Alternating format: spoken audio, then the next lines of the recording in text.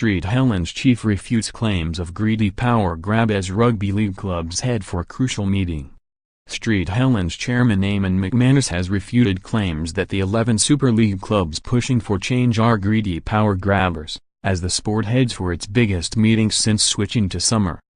The 38 professional clubs gather on Friday at a Manchester hotel to vote on a proposal to scrap the current Super 8's format immediately and decide how to distribute central funding once the current TV deal expires in 2021. The move for change has been driven by a group of Super League clubs excluding only Leeds, but opposed by the vast majority of Championship and League One clubs. They want more than the one promotion and relegation spot being proposed, and also say their percentage cut of the next television deal should remain the same as it is now, instead of being reduced.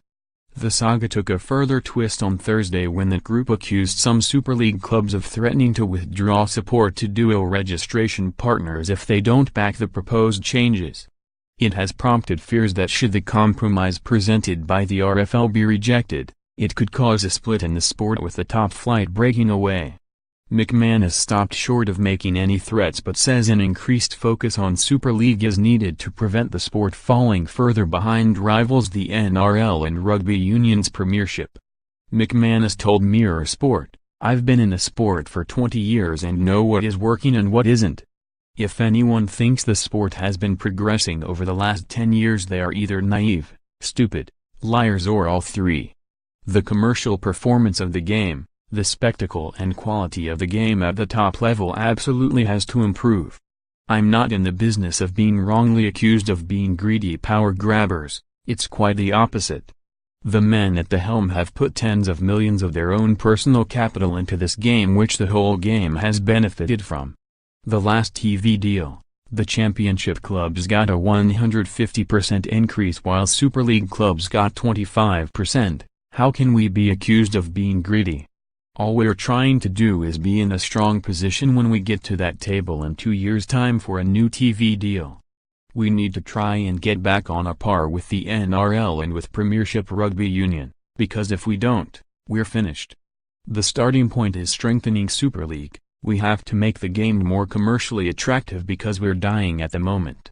If the proposal doesn't get through then Super League quickly has to make its own decision over what it does to move forward. There are other options and we are weighing those up."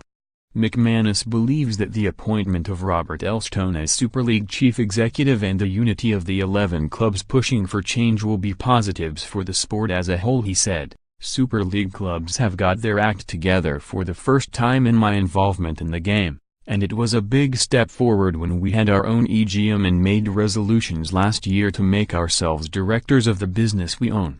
That property has to be transparent, accountable and have an equality of treatment between clubs.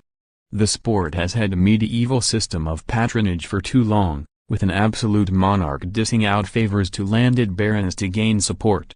The next step forward has to be to improve Super League, because it is the funding vehicle for which the entire sport is dependent, through the RFL. All we want to do is improve the commercial performance of Super League, improve its profile and quality, and changes have to be made.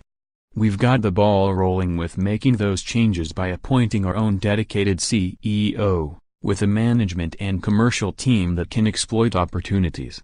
I've said since the day I became involved in Super League that it is the most unexploited, underperforming international sporting brand in the world.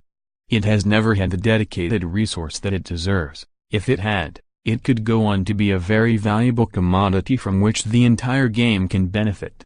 The proposal needs 4 Championship and League One clubs to back it to be approved, and could still be pushed through by the RFL Executive Board if they feel it is for the benefit of the sport, although going against a majority would leave them open to a vote of no confidence from member clubs.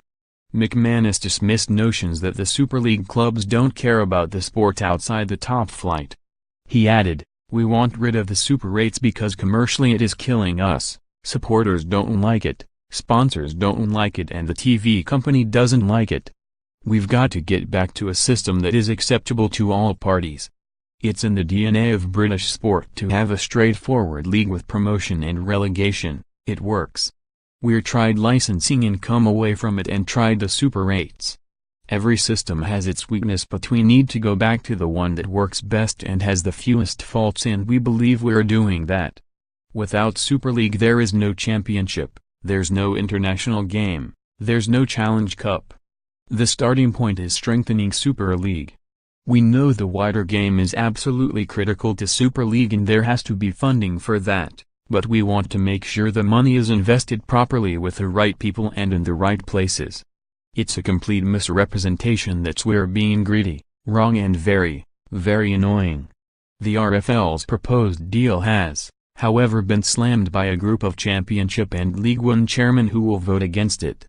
Bradford chairman Andrew Chalmers wrote in his Telegraph and Argus column, Brian Barwick and his board's negotiating team have offered the Championship and League One clubs a deal that amounts to nothing more than a joint suicide pact, certain to result in mutual destruction of both thorough impoverishment and subjugation.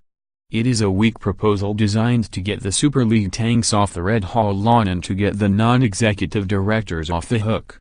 They may not want a future in the sport beyond the Rugby League World Cup in 2021, but we, the clubs, do.